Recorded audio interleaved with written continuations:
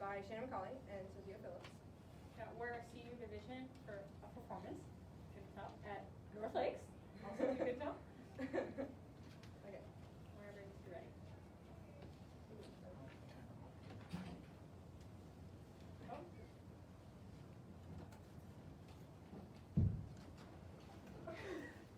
Alright, you set? Alright, your name again? Hey Jane, welcome to Central Arkansas Christian. I'm so excited to be showing you around today. Thanks, Liv. I'm excited to learn more about CAC. Well, our history hasn't necessarily been perfect, but we've made a lot of improvements since we began. What do you mean with full not perfect? So the school was founded because of the 1954 Brown v. Board of Education, where it illegalized segregation in schools, and that was a big debate at the time in Pulaski County, Arkansas. You see, it's a white majority district, so a lot of them were against it. They actually protested against the 9 African American students who tried to get into Central High. Wow, that's horrible. I can't imagine what the students were feeling.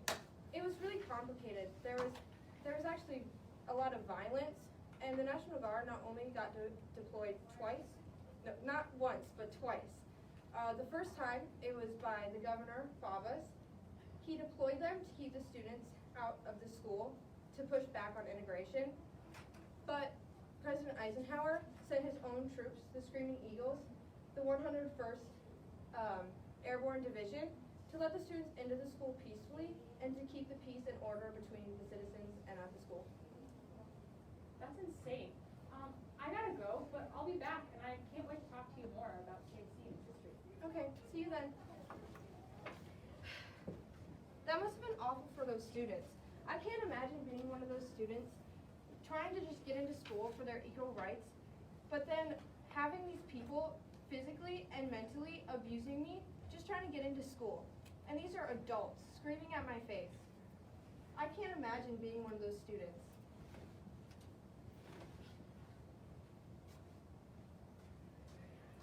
As one of the 9 Little Rock students to fight to get into these schools, it's horrible. I mean, you have Favas' soldiers and angry parents everywhere telling you you can't go to school. To be hated, threatened, and terrorized breaks your spirit. You know, Favas' soldiers are keeping us out, our own government. I remember when I was trying to get into school, I was trying to squeeze past the National Guard. After he just let in white students, he raised his bayonet, and the other National Guard members did the same. I was terrified when they gave me the mean look. I didn't know what to do. It was horrible.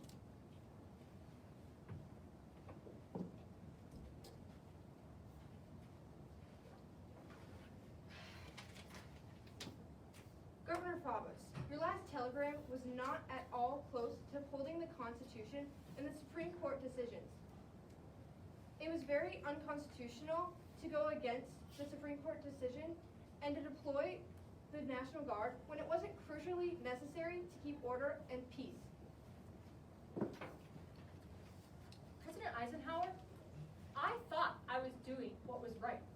I'm here to defuse the violence in Little Rock, and most Arkansans are against integration. So I did what I thought was best. I understand that. You were trying to advocate for them. But when I came to office, I took an oath to uphold the Constitution and whatever that entails about the federal law. I am still tied to that oath, and so should you. You know, Eisenhower, I'm a veteran, and I hold the law with the utmost respect. I made an oath against this violence, and I'm going to fulfill that. I want you to know, though, that I don't think that state law has more power than federal law, obviously. And because of these reasons, I want to meet with you in person to discuss these issues that are happening in Little Rock today. Yes, we should meet up, because I have deployed my own troops to keep the peace, and I suggest that you change the orders of your troops to follow the federal law. They are armed and ready to be carried out orders to get the students into the school safely.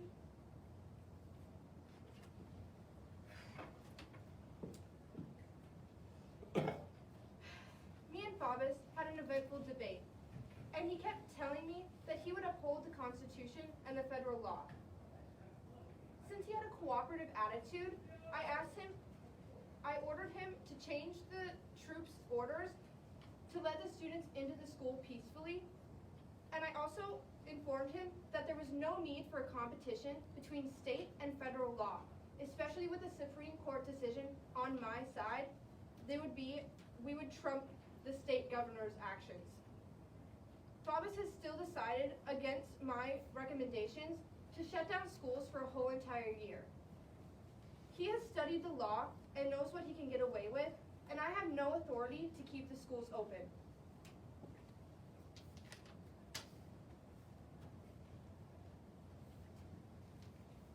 Dear Pulaski County, I have a heavy heart with saying this, but due to the intolerable situation with integration, I've decided to close all schools for a full year.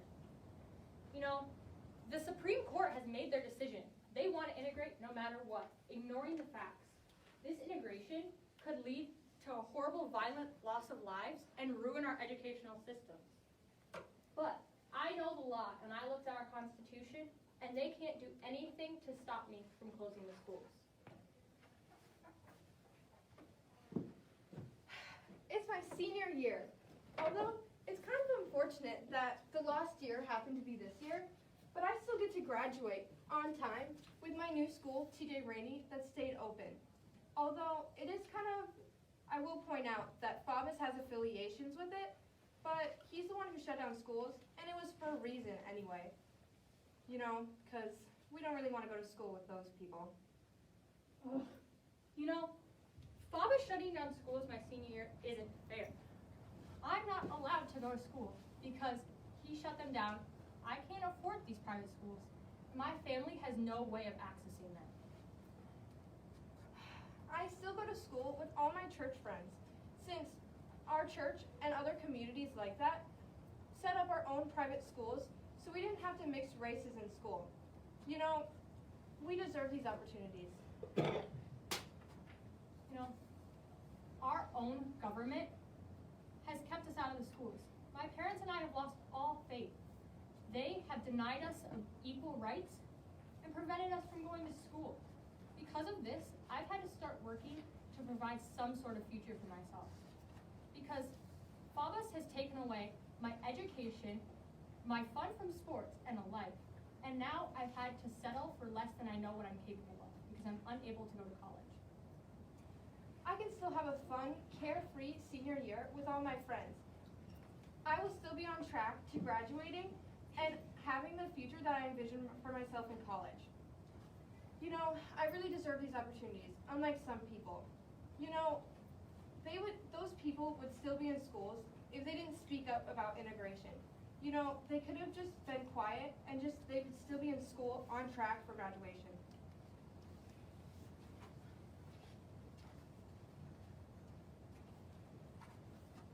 Thinking more about the situation with Faubus in the last year, it's horrible. I mean, coming from a school underneath Interstate 630, I know that schools are still segregated with de facto segregation today. And you know what? That's not fair.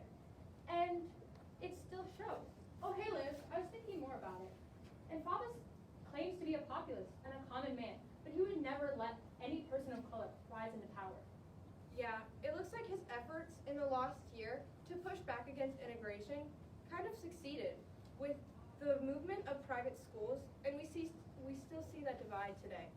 Yeah, coming from one of the schools underneath the interstate, I see that all the time. I mean, our schools have less resources still to this day. Yeah, well, CAC and others like it have been trying to be more inclusive and welcoming to all different kinds of people. But the sad reality is, Central Arkansas Christian only has 9% percentage of African American student population. That's about 75 out of 850, kindergarten through 12th grade. Central Arkansas Christian also has an 100% graduation rate. Whereas where you're coming from, Paul High School, only has a 50% graduation rate. That's a school under I-630, and it also has a 93.2% of minority students. Wow. I mean, yeah, segregation isn't legal today, but by and large, it still happens. It's just more subtle. Yeah. Well, schools are trying to embrace their history, and just focus on that they're getting better and improving.